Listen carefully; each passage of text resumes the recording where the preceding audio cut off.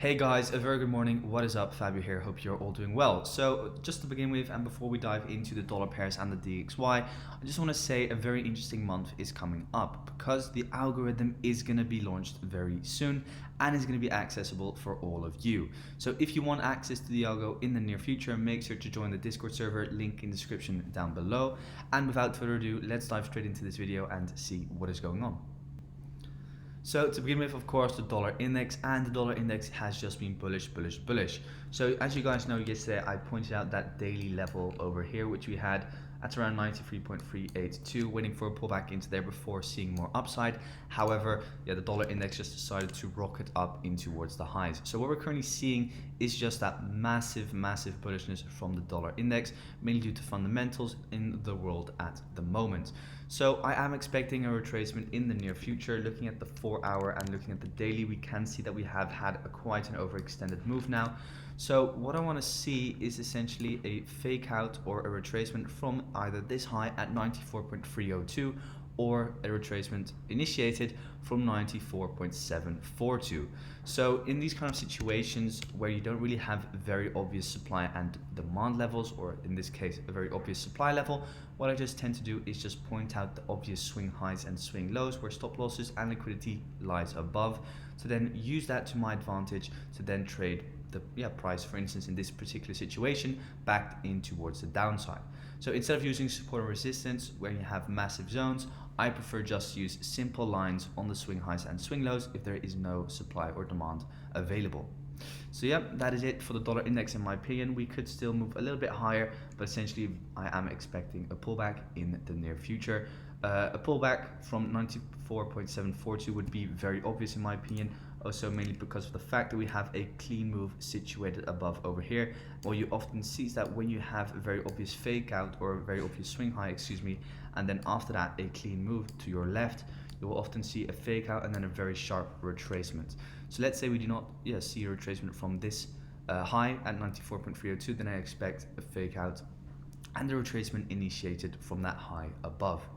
So without further ado, let's head over to Aussie dollar.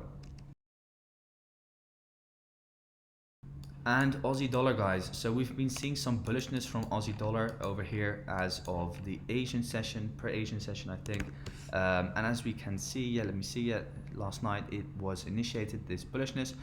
We just missed out on my zone over here down below at 0.71451.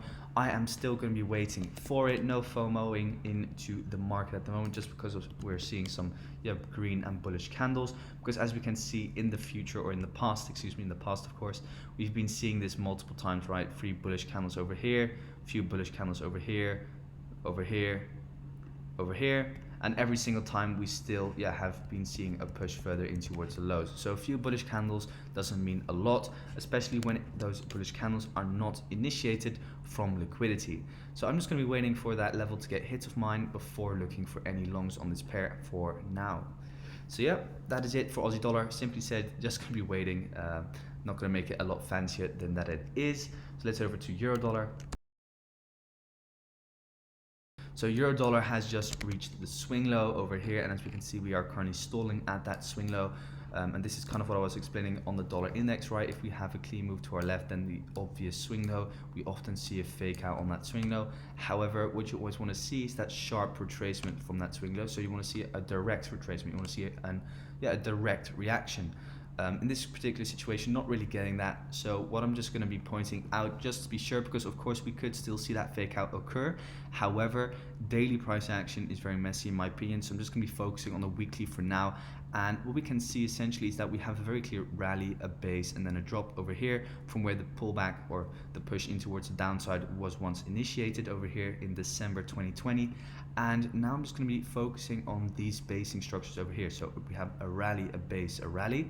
So this is my first area of support that I expect once we see a further drop on euro dollar, because euro dollar is looking very bearish at the moment in my opinion. If we quickly head over to the monthly in my opinion is not looking fantastic for more upside. Failed to break this high due to supply, and now it does look like we are going to start moving down lower. Let's see what the monthly close is going to give us. I think the monthly close is in 15 hours, so yeah, we're going to have a very bearish close probably, and most likely. So let's see what's going to be going on, guys. Yeah, we could see a pullback initiate, because then what we'll see is that if we get a bearish close, we could then see a new wick form on the new monthly candle before heading down.